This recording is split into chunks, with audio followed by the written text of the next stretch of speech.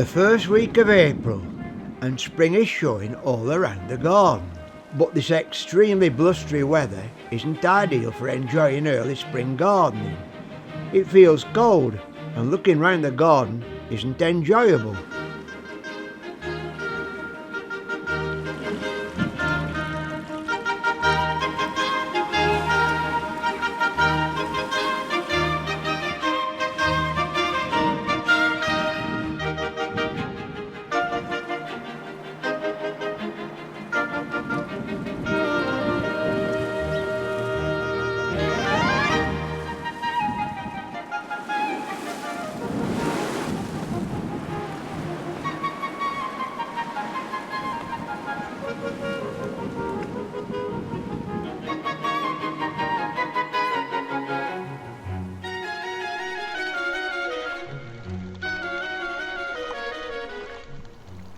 The new nest box I made in March has become occupied by great tits.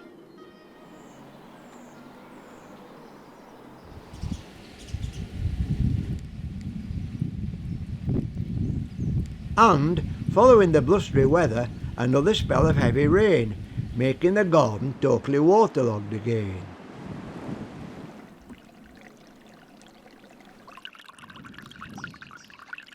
In the second half of April, a quieter, shorter, warmer spell, when I could get out into the garden and remove a few dead plants that had succumbed to the extremely wet winter.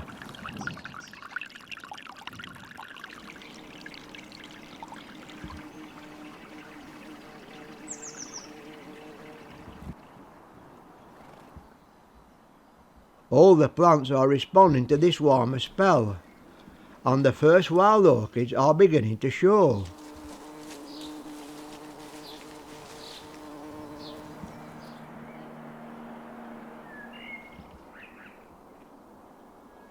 The warmth of this spring morning makes us appreciate the pleasure we get from our wildlife garden.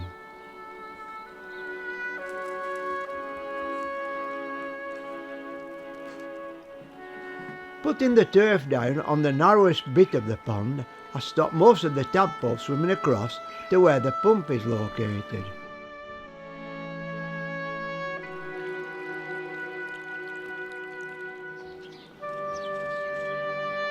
Just sitting and listening and observing is a wonderful reward as nature responds to this magical spring morning.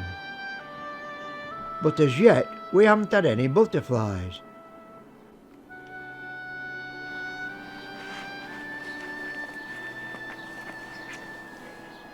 It's just good to know I've found the first yellow rattle seedlings. They're all germinating.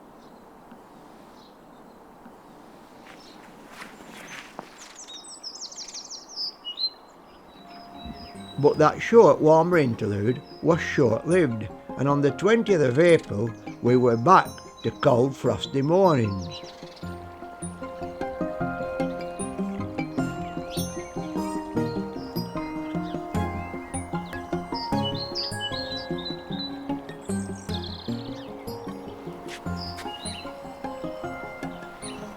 These late frosts at the end of April, they always frustrate me, but I don't think it's been severe enough to touch or kill any of the flowers.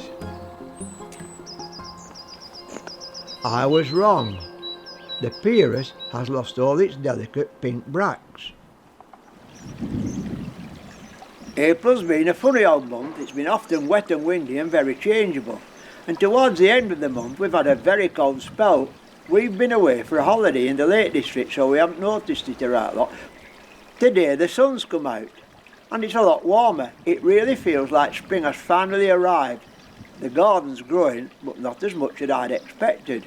And now, on the last day of April, spring is really getting a foothold in our garden, and it's a real spring day.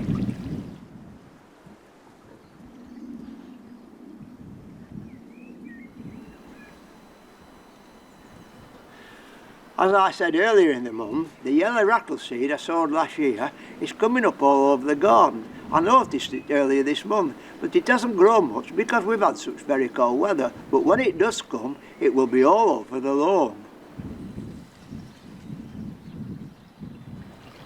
The There's also been a noticeable drop in the pond levels. I reckon it's gone down about 2 to 3 inches while we've been away. I know it's been dry weather, but I suspect we have a leak somewhere.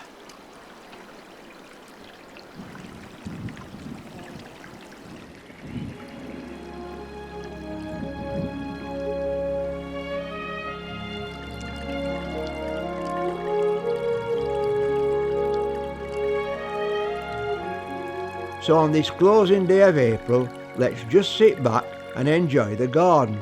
It's just wonderful how the season regenerates.